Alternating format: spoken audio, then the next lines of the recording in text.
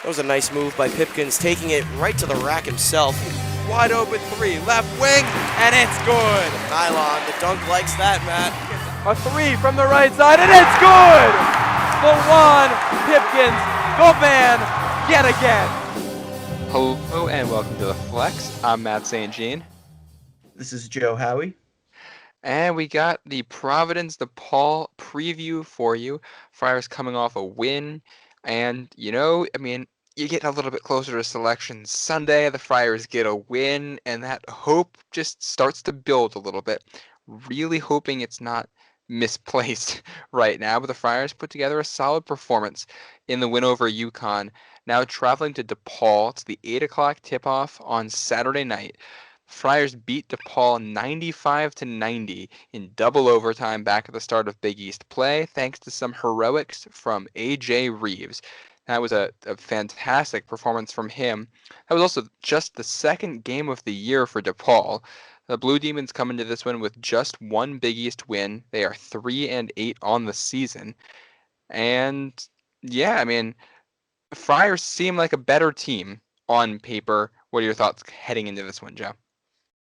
Yeah, so I think hopefully we will be riding the defensive momentum of the UConn win. But, at this point in the season, given the inconsistency of this team to this point, I would take that win with a grain of salt. Mm-hmm. Every game is a must-win. Doesn't matter who the opponent is, where you're playing.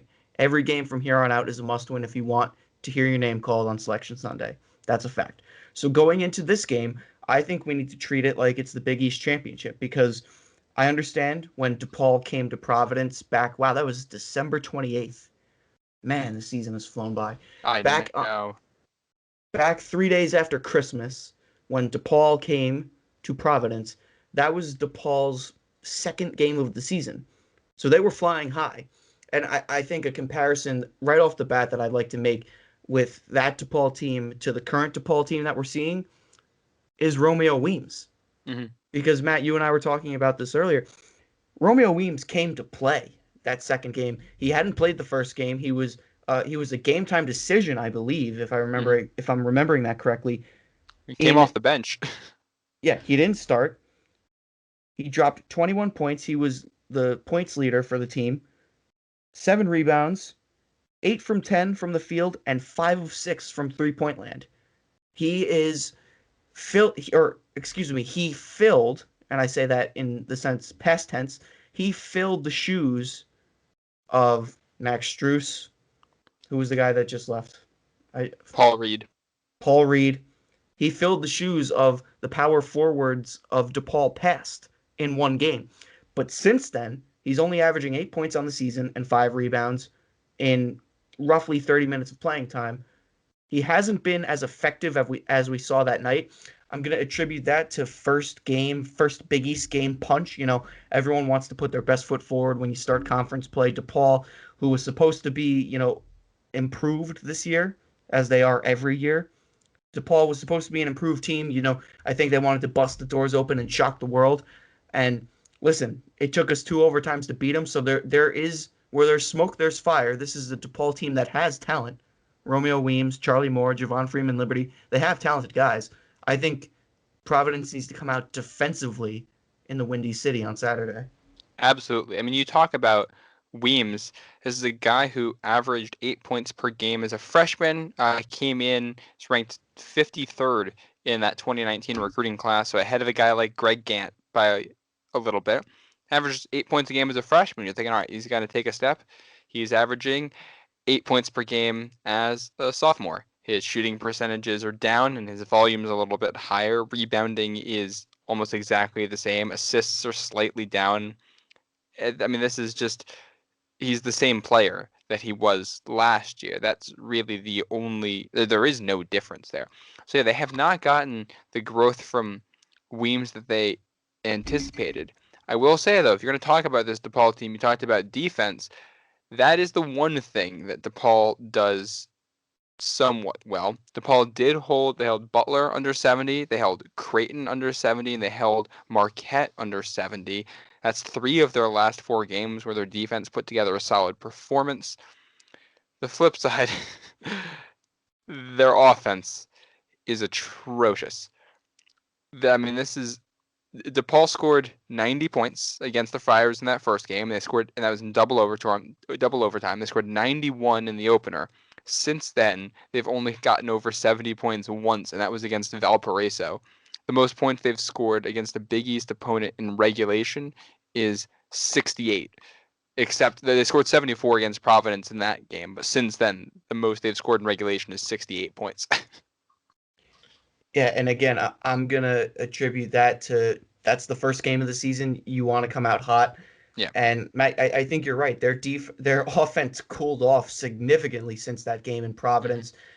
I don't know if that's coaching. I don't know if that's a mental thing, because it seems that this DePaul team has a lot of talent. I mean, if Charlie Moore is open, he's going to let it fly, and 70% of the time he'll make it. He is a very good shooter. Him and Lawan Pipkins went tit for tat in Chicago last year. Do you remember that matchup? No, that When was a great game.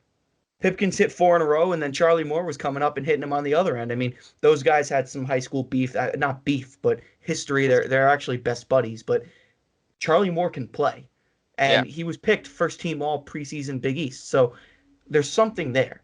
There's some talent on that roster. Yeah. Now I will say, you want to talk about offense for this team. So that first game of the year, DePaul shot 10 of 20 from beyond the arc. Then they were 10 of 24 at Providence. They opened the season shooting 20 of 44 from three-point land for their first two games. That's just under 50%. Since then, they've shot 27.9% from beyond the arc. One of the worst rates in the nation. And they have both the worst overall field goal percentage and the worst three-point shooting field goal percentages in the Big East by a somewhat significant margin. Talk about cooling off. Listen, I think it's very hard to configure this. I think, and I'm going to keep saying this, it was their first Big East game of the season. So I think they caught us while we were down. This is coming off of that loss at Butler, where we did not play nearly as well as we wanted to. We got out of our rhythm. We weren't giving Nate Watson touches in the paint. We came home, and this was supposed to be a bounce-back game. We were up by double figures in the second half, and then DePaul came back, and they punched, and they chipped, and they took the lead by 3 until A.J. Reeves hit that clutch wing 3. So I think since then, they've been stifled by other defenses in the Big East. And like you said, Matt, they have a good defense, but their offense just can't make up for it. Yeah. I mean, this is a defense that's around middle of the pack in the conference. It's fine. It's nothing to write home about. But their lone Big East win came over Marquette because they were able to stifle Marquette's offense up at Fiserv Forum. It wasn't because the offense was particularly explosive.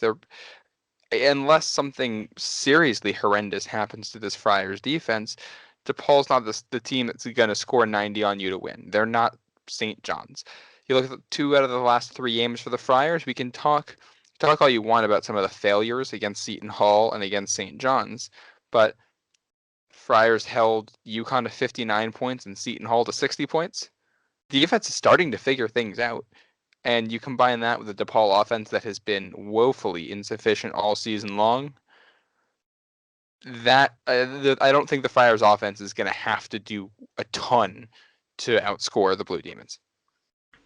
You're right. And transitioning here, talking about the Friars offense, I'm looking at the box score from that matchup. The 4 guys that scored in double figures are 4 of our current starters. Duke at 24, Reeves 22, Watson 18, and Horkler 10. The only other starter that game that isn't starting now, obviously, is Jared Bynum. He tacked on 6. Breed had 2. So it's going to be all familiar faces for the Friars. It's not like you're throwing out a completely different lineup. It's not like you're throwing Nichols or Gant into the starting mix. It's the same guys, just different point guard. Yeah, which, by the way, we got to talk about Nichols. I don't know if you saw this in the post-game press conference, Joe. I did see this. Yeah. I think I know what you're going to say. Sounds like Nichols is done for the year. Yeah, that's really a devastating blow. I'm not even going to say to the team this year. I'm going to say to the program. Yeah. In the past 5 years, you've had 2 of your power forwards wind up with season-ending injuries. First being Emmett Holt. Obviously, he had that The massive whole stomach series of stuff. surgery. Yeah, he was really bad. But obviously, we're in the dark about what's going on with Nichols until Providence releases a statement. But if it's an illness that's not COVID related that is ending his season, I'm sure it's something serious. So obviously, we hope all the best for him. Yep.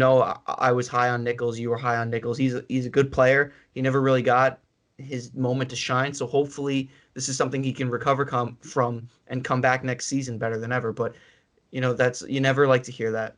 Yeah. And now, I mean, we talked in the post-game show about how, all right, what's the rotation look like? Because Horkler's put together 3 really good games now. Well, you don't have to worry about the Nichols part of it now. Your rotation is going to stay shorter. The only thing that's going to change about this rotation going forward is Bynum whenever he does come back, which I don't Right. know if he'll be back for this DePaul game. It sounds like there's once again some momentum for him coming back soon.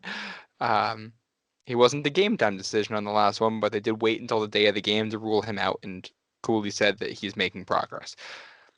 So, I mean, these are your guys. If the Friars are going to win, these are the guys you got to do it with. It's with Reeves scoring his 10 points. It's with Horkler having a massive impact on the boards. He could stroke it, too. He had a couple threes. Watson's got to be that guy down low. I mean, I saw an interesting comparison earlier, and I honestly hadn't even thought about it till now. We've been saying all along that Jared Bynum was this year's Lawan Pipkins. And I know what you're gonna say. yeah, we may have missed who the real Lawan Pipkins was. It's Noah Horkler. Yep, I knew it. I knew you were gonna say that. I think was it the Warrior James, the Warrior Friar? I never forget his handle. I never remember his handle. The Was Warrior saying, Friar. yes, he was saying earlier, and I think this is an astute observation, that if you were looking for a grad transfer who struggled with the way the game was played at the Big East level, but figured things out, that's what Horkler's been. You saw him in that post-game press conference. He looked happier. He looks a lot more confident. He came 1 point shy of having 3 straight double-digit games on whatever that last game was, Wednesday against UConn. And he had 10 rebounds. I mean, you needed somebody to step up to play good defense in the paint and to rebound. He answered the bell. You got to give him a lot of credit for that. And if you wanted somebody to turn around this paint defense, I mean, Nichols wasn't going to be the guy to turn around the defense. He's good, but that's not his strength. And Horkler is a veteran who can do a lot. He's a smart player. If he can consistently be that guy game in and game out, and the guard position settles itself, all right. Now the Friars are pulling something together. You're so right, Matt, and I'm glad you brought that up because that had slipped my mind and I wouldn't have said anything about it unless you brought it up. I think what you and I and what the fan base as a whole, obviously except for the Warrior Friar because he called it out first, what everyone seems to have missed is that Horkler struggled in the preseason or the non-conference rather. When conference play started, he seemed overwhelmed. As John Fanta said when he guested on our podcast, he said no, Horkler seems overwhelmed by the size and pace of the Big East Conference. Mm-hmm. It's the same storyline that Lawan Pipkins was on. He had an up and down non-con, comes into conference play, struggles with the pace of play and you're going up a weight class when you go from anywhere to the Power 6 conferences. Mm-hmm. Anywhere below the Power 6, as soon as you step up, it's going up a weight class. It's just inevitable. I think the difference between the two is Lawan Pipkins brought an offensive presence that was missed in the backcourt. Sharing the ball, scoring the ball. He brought a mixture of Kyron Cartwright and Malik White, and that's why he was so good, and that's why him and Malik were great together. What Noah Horkler brings is a defensive presence that we miss in Alpha Diallo. So what Bynum and Breed have been able to replace with Pipkins, that's what makes up for the loss of Pipkins and White, right? Yeah. We had no answer for Alpha Diallo gone until now, and now Noah Horkler has finally stepped into that role. He's looking a lot more comfortable with conference play, and he said it in the postgame show. He said, I feel more comfortable, whenever you play a Big East game, you're going to be banging around with 250-pound guys down low. He said, I'm used to it now. So it's so easing to hear that he is finally comfortable with conference play. I think we completely missed that. That flew right over our heads. Shout out to Yeah, the Warrior Friar. yeah. I mean, you look at his game logs too. He's played over 30 minutes in only 3 games this season. The last 3 games, he has at least 8 rebounds and at least 9 points in all 3 of those. This is what he does. I mean, he's a guy who, if he keeps doing that, he's a double threat every single night. And I mean, you go back to the beginning of the season, what we said, if you're comparing expectations, you don't need Horkler to be dominant on defense. You need him to be replacement level, as you go to the baseball term. You just need him to be average. Just a guy out there who isn't going to be a liability, because if he can put up double digits, Nate Watson can put up double digits, David Duke can put up double digits, and A.J. Reeves can put up double digits. If all 4 of those guys are scoring like that, then all you need is average defense to win games. And you look at what happened against UConn, the Friars had more than average defense. They had very good defense, and they won by 11 because of it. Yeah, you're right. I don't think Noah Horkler is anything to write home about defensively. He's not a Romaro Gill, for reference, swatting people's shots, but he bodied up Obi Toppin, who was the eventual player of the year last season. Mm-hmm. You know what I mean? Like, he has experience playing post defense and playing post offense against some talented players. So it's only fitting that in the Big East, a very physical conference, he can fit in nicely. So it's nice to see him becoming acclimated to the conference. I think it's very timely that he is now starting and that, you know, he's settling in and getting comfortable. I think it helps us a ton, especially obviously the big problem for us this year was dribble drive, penetration in the paint, and pressure on the rim. So Gives you a little bit of help. hats off to Noah Horkler. Yep. Yeah. Now I'm gonna make a little comparison here, because I've been thinking about this the last couple of days since that UConn game, and I might lose you here for a second, Joe, because I'm gonna go over to football and the Patriots real quick. But yeah, I know. I'm just gonna tune it out. Stay with me here. One of the things, and as a Patriots fan, I've noticed this, but in general, if I'm looking at a team, you're trying to evaluate if this team is a contender. In football, the thing I always look for is late in the season, can they win a game with offense, and can they win a game with defense? Can you go into a game and have one of your units underperform, but the other one plays well enough to make up for it and give you a win? You go back, like in 2016, the Patriots won the Super Bowl that year late in the season. The offense was winning games all year. They go to Denver late in the season, held them to like 3 points. There was a couple big interceptions in that game. Defense went out there, showed out, and won a game for them. Just stole a game, and that's how you knew. Now, 2018, Patriots was a little bit of a different story, because they kind of did the opposite. Late in the year, they played games at Pittsburgh and Miami. They lost both of them. In the first one, the defense showed up, but the offense didn't. The second one, the offense showed up, but the defense didn't. Now, the reason I'm bringing this up is let's look at the 2 games before the UConn one for the Friars. You have the game at home against Seton Hall. The defense shows up for the most part. You hold them to 60 points. The offense can't get it done. And your game at home against St. John's, where the defense doesn't show up, but the offense gets it done. What that tells you is that both units are capable. This is a defense that can hold Big East opponents to 60 points or less, and this is an offense that can score over 80 points against good teams. You just need to actually start putting it together at the same time. Friars hadn't done it all year long until the UConn game. They put together the defense and the offense, kind of reaffirmed what their identity is. That's what champions do. Late in the season, you figure out what your identity is, and you're able to win games in multiple ways because you know what your core is. Not saying the Friars are a champion. They're far from it right now. You're at 500. But maybe we were a little bit too low after St. John's and Seton Hall. Maybe there were some positives there that we didn't quite pick up on. Okay, that was a good comparison. I'm not a Patriots guy. I'm a New Yorker. I'm a Giants fan, so I'm sure we just took a hit on New England followers because of that. I have no reason to hate the Patriots other than the Patriots hate me. That's Patriots fans hate me because I'm a Giants fan. I mean, we're not a rivalry. It's not the Red Sox Yankees, but I like that comparison, Matt. I think you're completely right about the 2 units, and that's something that we've actually seen a lot this season. So you looked at a much smaller scale at the St. John's and Seton Hall game. I think we need to look at Creighton and TCU because I think those are two great examples of road games where both units showed up. At TCU, that's a power conference road opponent. You held them to less than 75 points in their own gym, and the offense was good enough to get you 79 points, right? Yeah. Creighton, who was 11th ranked at the time, your defense was stout enough to hold them to 70 points, and they're a very, very offense-heavy team. They love transition ball. They love three-pointers. You hold them to 70 in their own gym, and your offense gets you to 74, which, again, it's nothing magical, but Ed Cooley said when the Friars are scoring in the low 70s, that's typically a win for us. Mm-hmm. Hey, you're right, when both units are working cohesively, the Friars are a very, very tough team to beat.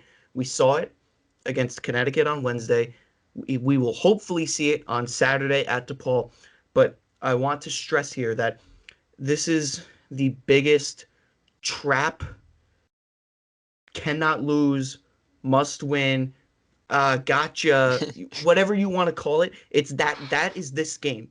I said that about the Georgetown road game too, and look what happened there. So the Friars, I know Ed Cooley is already thinking of this because it's what happened with Georgetown. It was nestled in between two more important opponents, and I think it's so fitting that this game is settled right in between our second battle with UConn. Because Dan Hurley is looking at next Tuesday as well too, or Wednesday, whenever that next UConn game The is. next Tuesday. But Yeah. it's a trap game because it's scheduled in between a high stakes opponent game. We need to focus on DePaul. I know Ed Cooley knows that. I just hope he gets the guys to dial in on that. I really hope he does because this win, while it may not mean a ton in terms of resume building, it gets you a step closer to 500 in conference play. It keeps you over 500 overall, and it avoids a terrible loss to the worst team in the conference. Yeah. No, and I think forget the trap game with UConn part of it too. This is a trap game because you're coming off of a win. I mean, the Friars, like you said, looked good and had complete wins at TCU and Seton Hall and came out flat at Butler. Had a team win at home against Butler. Came out flat against Creighton and lost that one. Lost 3 in a row. Won at Creighton and then had a flat second half against Villanova. I don't think there's any doubt that the team can do it for stretches. It's about doing it consistently.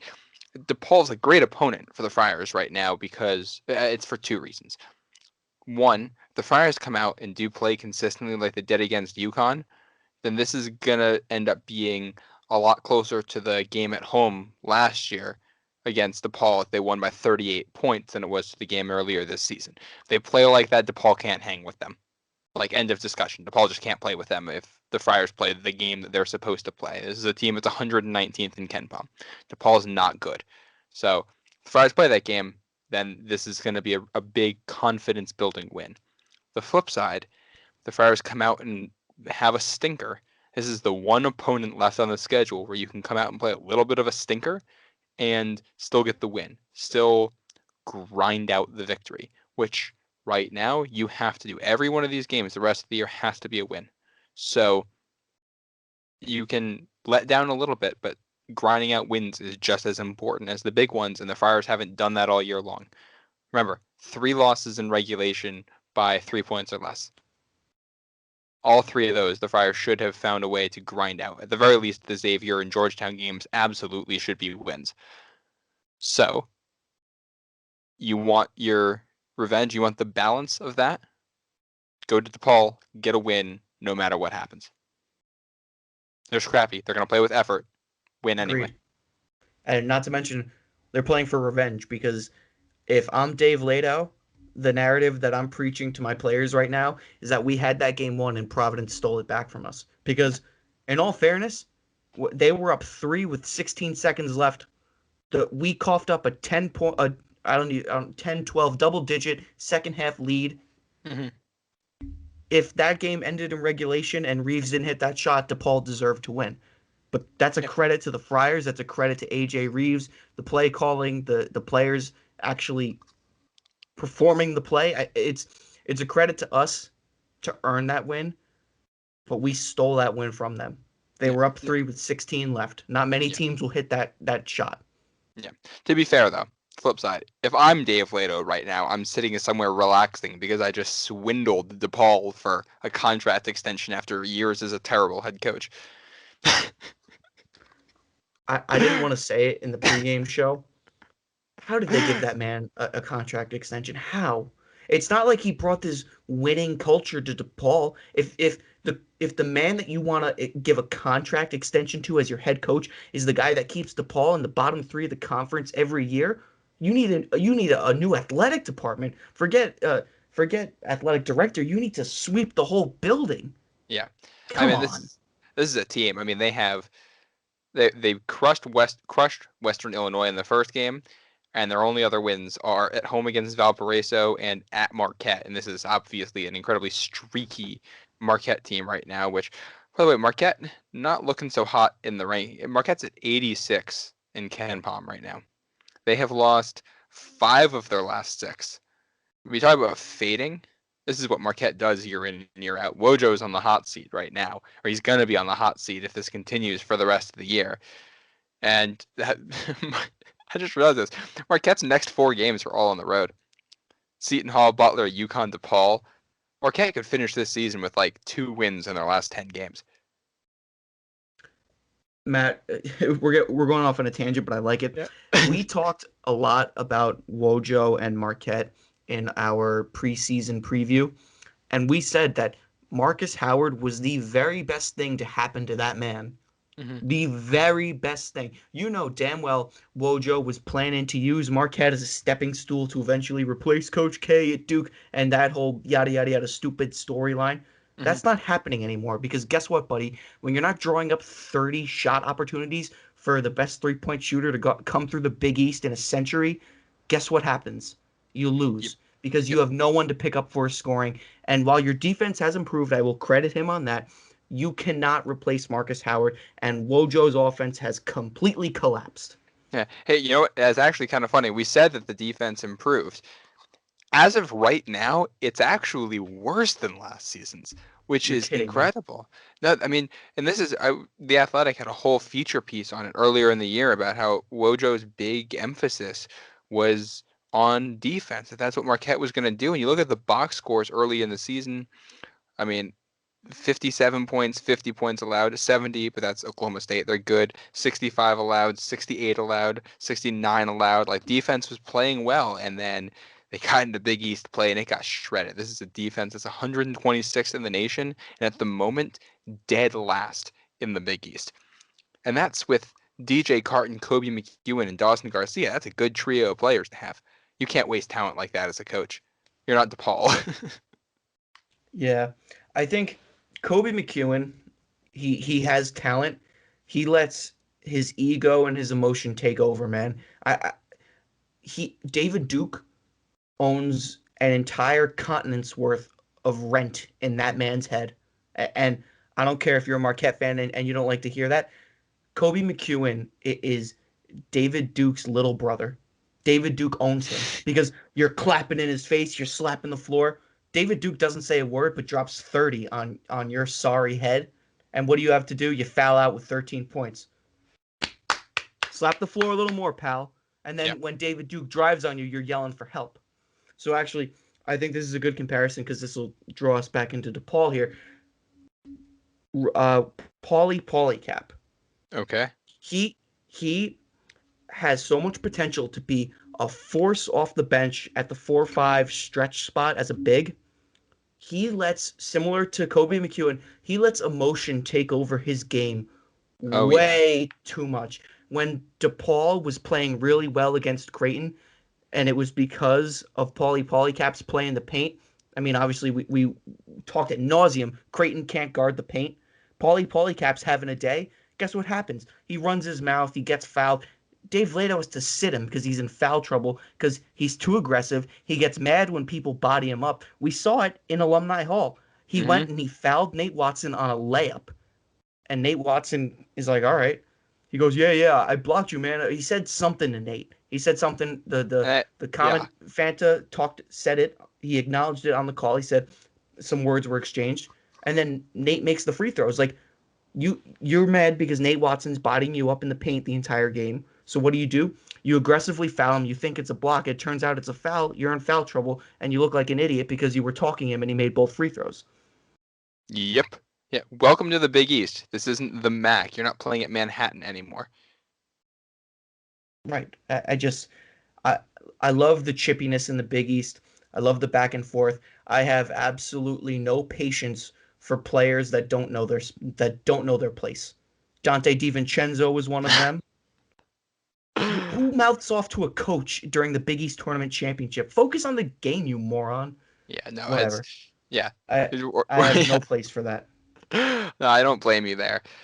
Looking big picture right now, we'll briefly touch on this because for the first time in a while, we actually have a little bit of hope, and we can talk about what a win would mean for the Friars. Providence is currently at 6-8 in conference play. So they're a game behind St. John's at 7-7. You've got UConn also at 5 they're a game behind UConn at 5-5 as well.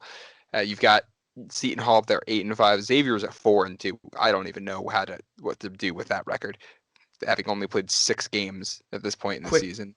Quick side note about Xavier. When Cap was on the show, he said that Travis Steele made it such an effort so that Xavier plays 13 games and is eligible for the tournament. Xavier has only played 13 games on the season, and they've only played 6 conference games. It's crazy. I haven't seen anything like that. But yeah, I think, yeah. Oh, sorry. I was gonna say, if we're just going by like a games played measurement for seeding in the Big East tournament, they should be 11th. Yeah. Like the fact that they might sneak away with a 3 seed because they played 6 games is ridiculous. But Go ahead, Matt. Continue on your big picture point. Well, the flip side of this is you look at the schedule for the Friars. If you beat DePaul, you're 7-8. Next game is at UConn. That is a really tough game, especially because odds are Book Knight's going to be back for that one. But if Bynum's back, the Friars, that gives you some help. You already beat UConn. You know you can beat them. You win that one. Because of the way things are, you're then at 500. UConn would be at best 500 if that's the case, and you have the sweep over them, so you will jump UConn. And then the next 2 games are St. John's and Xavier. With how few games Xavier has played, it's not going to take a massive amount to drop them below 500 because they are doing it by winning percentage. And St. John's, who's right there with you. If you win all of those games, then by the time you play Villanova at the end of the season, I think you're probably going to see Seton Hall in 3rd in the conference. And I don't know what order Xavier, UConn, St. John's, and Providence would be in. No clue, because the winning percentages are going to make that all get messed up. But then all of a sudden, the Friars are in the hunt for potentially finishing top 5 in the conference and getting a bye in the first round of the Big East tournament. Obviously, this is if things keep going. You got to win. You have to keep playing well and win. This means nothing if the Friars come out and lose to DePaul or lose to UConn or any of that. But if the team plays like they did on Wednesday, and this is them turning over a new leaf and finding things right at the end of the season, well, the opportunity's there. And if this team finishes top 5 in the Big East and wins a game in the Big East tournament, I think it's pretty hard to say they shouldn't be in the NCAA tournament. I agree. I said this as emotionally disturbed as I was after the back-to-back losses at Georgetown, at home against Seton Hall, at home against St. John's. As emotionally disturbed and distraught as I was, I said the opportunity is still there. Mm-hmm. The first test was at home against UConn. Check. You capitalized. You cannot have a hangover from that win. You cannot go into DePaul and lose. I know I said that about Georgetown, but if you lose at DePaul on Saturday, your season is over. I don't care if you knock off everyone else after that, your season's over. So you got to go and you got to take care of business. Yeah. I'm actually going to say I think the Friars can afford one loss, which is either at UConn or versus Villanova. If you win the rest of them, then probably 2 wins in the Big East tournament and you're in good shape. Because like if you look around, the bubble is not overwhelmingly strong right now. Like the teams that are on the bubble, Seton Hall and UConn are bubble teams right now. If you do what you have to do, then you probably have a 3-1 record against those 2 teams. You've got like Oregon, Colorado State, Stanford, VCU, teams like that. I mean, these aren't super strong. Utah State, Maryland, Richmond, Penn State. Penn State's barely at 500 right now. They might actually be below 500. There's a lot of teams here that don't have particularly strong resumes. And just by having enough wins and being in a strong conference, the Friars would put themselves in a decent shot to be in the tournament. And Not to mention, and then first of all, this means you're winning at least one against UConn or Villanova, which those are good teams. But the other thing is, I think either way, you need to win in the Big East tournament. I think this is really important to note. Our record is very misleading because we're 10-10 with some quality resume wins. Mm-hmm. I think at TCU, TCU they're in the middle of the pack of their conference. That's a road game that you won against the power conference opponent. Mm-hmm. At Seton Hall, at 11th ranked Creighton, and I'm even going to go as far as saying that our UConn game at home is a resume builder as well. Because, listen, UConn is 500. Their record isn't really showing it. I think the media is trying to make up because the narrative all summer, all last year is UConn's going to come back and run table, run house in conference. And obviously they're not. So I think the media narrative now is, oh, well, UConn is really in a tough spot. Maybe they're just struggling adjusting to the Big East. Have you ever thought about that? But no one will ever redact what they said. It's going to be UConn struggled the same way it's like Villanova's having an off year. Maybe they're just not that good. Yeah. But that's for a completely different podcast. I still think that if you win at UConn and they have James Bouknight, that's probably your second best win this season. Yeah. It's either your second or your third based on what you do at home against Villanova. Yeah. And we can play with Villanova. We showed it in the first half, and then Colin Gillespie opened the curtain at halftime, and that's what happened. Yeah. Hey, when we looked at this, yeah, I know. When we looked at this schedule back when it came out, everybody circled, all right, at home against Villanova that last game. I think we all kind of hoped that's for the Big East lead for number of like the regular season title. It is almost certainly not going to be for the regular season title. But that game could basically be a win and you're in for the NCAA tournament for the Friars. If you take care of business in your next four, then that game is almost a win and you're in. So it gives you a top 10 win. And if that happens and the Friars do run the table, then they would have a win against every team in the Big East except Georgetown. And that's the only team they didn't play twice. Which the only time they've beaten every team in the conference was when, Joe? Last season, sir. Yep. It's only happened. I mean, if you do that in back-to-back years, the regular season's still a disappointment, but you're just copy and pasting last year. We talk about copying and pasting last year. Ed Cooley, on the night before the Fairfield game, said that his expectation for this team was a 40-point blowout over DePaul. He said that is the expectation going into this season. I think it's time to ring the bell. Time to bring that expectation to reality. Good start on Wednesday against Connecticut. Keep it going. Do not fall into the trap in Chicago. Do not play defense, score the basketball. That's all I have. Yeah. All right. We're running a little long here, so let's wrap up real quick. Joe, give me your X factor and your final score. This is going to come from left field. Alan Breed is my X factor. Ooh. I think we did not really give him a lot of credit in that win against Connecticut, but he played north of 30 minutes. And honestly, you look at the span of games since Jared Bynum's been out, man, Alan Breed has stepped up, and he's a freshman. He's playing like a late season sophomore right now. Like, he's been through the program. He was a 3-star recruit. I think he's the epitome of Ed Cooley transforming these 3-star point guards into something special. Alan Breed, he's got a lot of onions, man. He makes some timely late game shots. I think he made a timely layup late in the second half, timely free throws. He's another ball handler on the floor. I don't think we give him enough credit on this show. So I think Alan Breed's going to be the X factor. He's going to be matched up against Charlie Moore on DePaul, who, like I said, you leave him open, he's lights out. So I think Alan Breed's going to have a really tough defensive assignment in Charlie Moore, who was picked to first team All Big East. I think it's going to be an ugly game. I think as much as we want to talk up the Friars and talk up this late season run, I am gonna base my score prediction off of how we've played historically this season. I think we are not gonna come out hot. I think we're gonna come out like poopy, but I still think we're gonna win. It's gonna be really ugly and it's gonna be really gritty and defensive. It's gonna be low scoring. I think the Friars take it 67-62. All right, all right. I like it. I like it. We're back to predicting the Friars here. Hopefully that's not a negative thing. I considered picking DePaul to win this one just because the Friars won when I picked against them last time. But I'm gonna go X Factor David Duke, and I said this in the post game show, the last one too. He looked good against UConn, seemed to find his confidence again, but it didn't quite show up as a scorer. He still led the Friars, but he didn't quite have that extra touch. Scored 24 against DePaul the first time. I think he's going to go out there. I think he's going to be hot from the get-go. I think he's going to put together one of those David Duke games where he just takes over.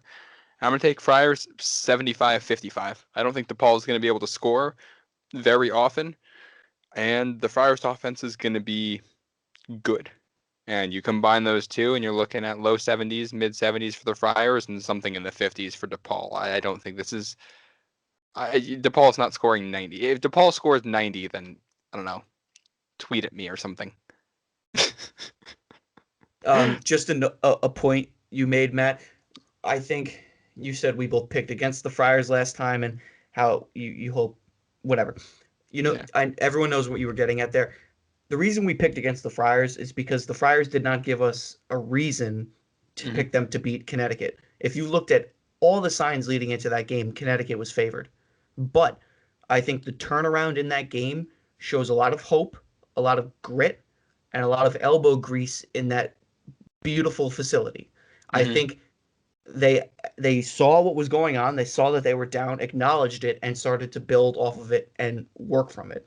So I think now I can comfortably pick the Friars. Like if I, in that UConn pregame show, picked the Friars, I would have been very disgruntled because I knew in my heart that after the past two games against St. John's, against Seton Hall, that we were not playing at the level we needed to play at to win. Now, they showed us in what was the most complete 40 minutes of the season that they are capable of playing tight defense and turning that tight defense into good, efficient offense. We saw it. Everyone has evidence of it now. So if you go forward and you play a bad game, you play a crappy game, you can say, well, the bar has been set. They set the bar now. Yep. I know. I think, you're spot on. For the first time all season, this team looked like they could be the third or fourth best in the Big East. So you saw it. Now keep playing at that level. That was kind of the last word there for you, Joe. So we'll sign off here. Make sure to stay up to date on our Twitter at the Flex Hoops. We may have some additional content coming to you this weekend. I'm not going to say anything on air, but make sure to stay on Twitter because you may be in for a surprise this weekend. So just keep your eyes peeled. Yes, and the Instagram. We are on Instagram, so the links will all be on our Twitter for everything. Is it at the Flex Hoops on Instagram as well, Joe? Yeah, we have a link tree in our Twitter bio. You just hit that. It takes you everywhere you need to go. Instagram, YouTube, Spotify, Apple Music, Twitter. It takes you everywhere. So just hit that. If you have an Instagram, follow us. We love to interact with everybody. So we'll follow back. Yes, we absolutely will. So, make sure you're following us there. And that way you can stay up to date on all of our newest content as this Friar season continues to develop. The Friars make a run. You definitely want to make sure you're here so you can get all the shenanigans and all the analysis here at the Flex. But as always, for Joe Howie, I am Matt St. Jean, and thank you for listening. Go Friars.